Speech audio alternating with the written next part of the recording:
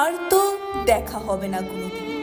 আর তো কোনোদিনই নিজের স্ত্রীর দিকে তাকিয়ে বলা হবে না আমি তোমাকে ভালোবাসি। আর কোনোদিনই একসঙ্গে কোথাও যাওয়া হবে না।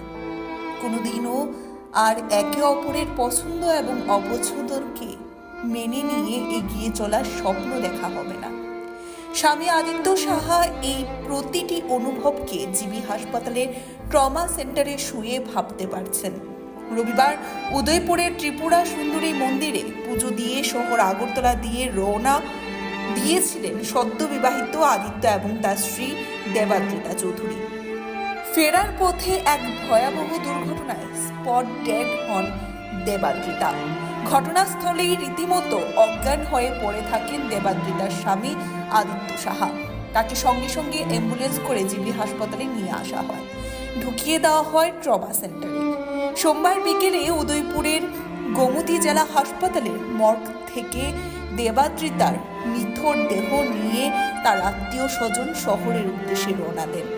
শহরে পৌঁছলে প্রথমে দেবাদ্রিতার দেহ নিয়ে যাওয়া হয় তার সূর্য চৌমুহনী স্থিত শ্বশুর বাড়িতে। শোকে মুহ্যমান ওই বাড়ির সকলে সে সময় চিৎকারে আকাশ বাতাস কাঁপিয়ে তোলেন।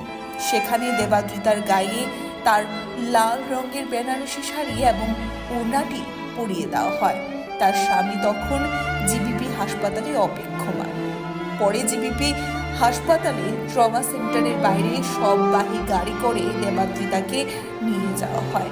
দুর্ঘটনায় স্বামী আদিত্য সাহার গোটা শরীরে ব্যান্ডেজ করা। চতুর্দিক থেকে শুধু তখন কান্নার আওয়াজ ভেসে আসছিল। স্ত্রীকে দেখে স্বামীর আর্তনাদ, দেবা ও দেবা, দেবা প্লিজ উঠো দেবা। নিজের স্ত্রীকে ডাকতে ডাকতে এক লহময় ভাঙ্গা হাতে তার স্ত্রীর কপালে শেষবারের মতো সিঁদুর পরিয়ে দিলেন আদিত্য।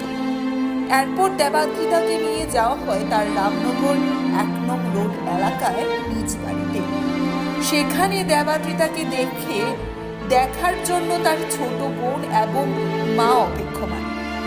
নিজের সদ্য বিবাহিত মেয়ের মৃতদেহ দেখতে পেয়ে প্রতি মুহূর্তে জ্ঞান হারাচ্ছিলেন মা। পরিষ্কার করে কান্নায় ভেঙে পড়ছিলেন ছোট বোন সহ আত্মীয় পরিজনরা। এরপর সেখান থেকে দেহ নিয়ে যাওয়া হয় বর্তলা শ্মশানে। শেষ যাত্রাকালে শুধুই ছিল শোক, শোক আর শোক। Report Tripura news 8।